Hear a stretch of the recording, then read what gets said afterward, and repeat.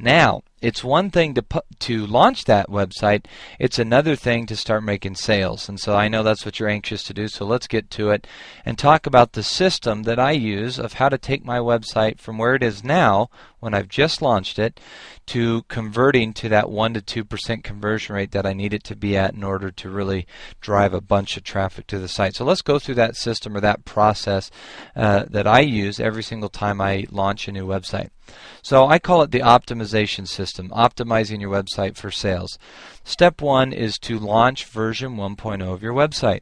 Now I use the terminology version 1.0 because that's a software term, meaning there will be future versions of this website. Just like with software, when you have version 1.0, it indicates there will be version 2.0 and 3.0. Now you have to understand one thing. Version 1.0 means not perfection, means good enough to sell.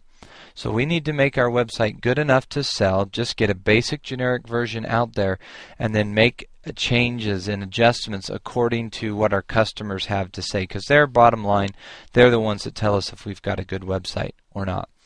So once the site is launched, once it's out online, we then need to generate some initial traffic. We will need to get some traffic to our website.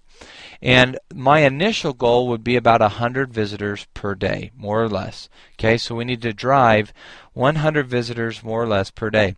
And in phase, here in the subsequent videos, I'm going to actually show you specifically how to get 100 visitors per day. I'll show you the exact steps that I use, how to generate those 100 visitors a day. Okay, step 3 is to create a baseline of your KPIs, or key performance indicators, key statistics. Really the emphasis behind step 3 is look at the stats. Step 4 is to, we've looked at the stats now, it's not converting at that 1 to 2%. Now what I want to do is start brainstorming ideas to test for my site. There's really 3 categories in which I'm going to brainstorm: conversion rate, average order size, and then raising our prices over time, but adding value to those prices as well. Step 5 is to take these ideas I've brainstormed and implement them into the site.